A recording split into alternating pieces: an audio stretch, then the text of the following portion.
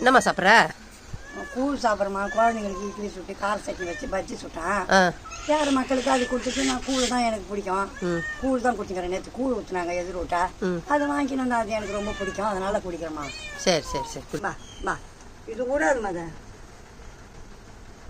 இவங்களுக்குலாம் நீ போடாத சாப்பிடவே முடியாது போலதம்மா, இப்படி கத்தினுக்குறாங்க.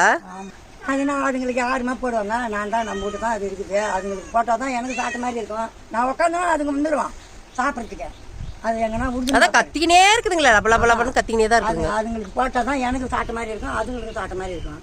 பா பா பா பா அது ஒரு குழந்தைங்கம்மா எனக்கு. நான் வந்து உட்காருனான்னு பார்த்துருக்கேம்மா. நான் சாப்பிட்ற நேரத்துக்கு எல்லாம் வந்துடும். அதுங்களுக்கு போட்டால் தான் எனக்கு சாப்பிட்ட மாதிரி இருக்கும், அதுங்களுக்கும் சாப்பிட்ட மாதிரி இருக்கும். வேற யாரும் போட மாட்டாங்க, என்ன தான் எதிர்பார்க்க வரும். அதை பாரு எல்லாம் எல்லாம் இந்த பாருங்களா, இந்த வந்துக்கிறாங்க பாரு.